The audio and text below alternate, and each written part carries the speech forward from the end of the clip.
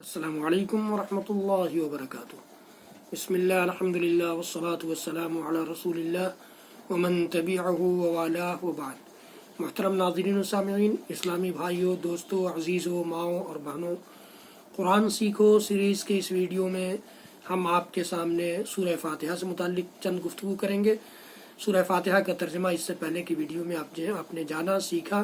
سورہ فاتحہ بڑی اہم سورت ہے جس کے سلسلے میں امام کائنات محمد رسول اللہ صلی اللہ تعالیٰ علیہ وسلم نے ارشاد فرمایا کہ سورہ فاتحہ پڑھے بغیر نماز نہیں ہوا کرتی، لہٰذا امام ہو یا مقتدی، منفرد نماز پڑھنے والا ہو یا باجماعت یا فرض پڑھنے والا ہو یا نفل، ہر حالت میں ہر شخص کو ہر رکعت میں سورہ فاتحہ کی تلاوت کرنا ضروری ہے۔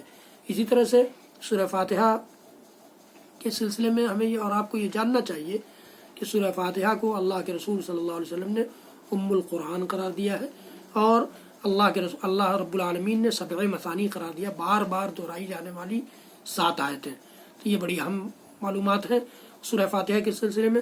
سورہ فاتحہ جب انسان نماز میں کھڑے ہو کر کے تلاوت کرتا ہے تو اللہ کے رسول صلی اللہ علیہ وسلم نے فرمایا کہ اللہ تعالیٰ جب بندہ سورہ فاتحہ شروع کرتا ہے الحمدللہ رب العالمین پڑھتا ہے تو اللہ رب العالمین کہتا ہے کہ حمیدنی عبدی، میرے بندے نے میری تعریف کی۔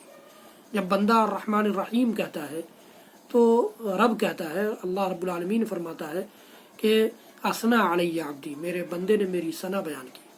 جب بندہ مالک یوم الدین کہتا ہے تو اللہ رب العالمین فرماتا ہے مجدنی عبدی، میرے بندے نے میری بڑائی اور بزرگی بیان کی۔ جب بندہ ایاک نعبد و ایاک نستعین کہتا ہے تو رب العالمین کہتا ہے کہ ھذا نصف لی و نصف لعبدی، اس میں آدھا میرے لیے ہے اور آدھا میرے بندے کے لیے ہے۔ یعنی عبادت کیا اعتراف کرتا ہے، بندگی کا اعتراف کرتا ہے بندہ میرے لیے، اور مدد چاہتا ہے بندہ اپنے لیے۔ اور جب بندہ اہدنا الصراط المستقیم صراط الذین انعمت علیہم غیر المغضوب علیہم ولا الضالین کی تلاوت کرتا ہے تو اللہ رب العالمین کہتا ہے کہ ھذا لعبدی ولعبدی ما سأل، یہ میرے بندے کے لیے ہے اور میرے بندے نے جو سوال کیا ہے اس کی پرمیشن دی جاتی ہے، اس کی اجازت دی جاتی ہے، اس کو قبول کیا جاتا ہے تو اللہ تعالیٰ اسے قبول کر لیتا ہے۔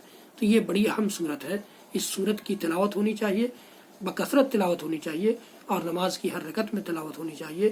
اس کی اہمیت کو جاننا چاہیے، اس کی فضیلت کو سمجھنا چاہیے، اور ہمیں اور آپ کو قرآن کی تلاوت اور قرآن کی فضیلت، قرآن کے ایک ایک سورت کی تلاوت اور ایک ایک حرف کی میں اللہ رب العالمین نے جو اجر رکھا ہے انہیں جاننے اور سیکھنے کی کوشش کرنا چاہیے۔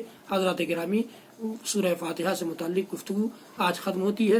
پھر سورۃ الناس میں آپ کو سکھاؤں گا کہ سورۃ الناس کا ترجمہ کیا ہے اور اس سے متعلق اہم باتیں کیا ہیں، یہ ہم اور آپ جانیں گے اگلے ویڈیو میں۔ رب العالمین ہم سب کو کہنے سننے سے زیادہ عمل کی توفیق دے۔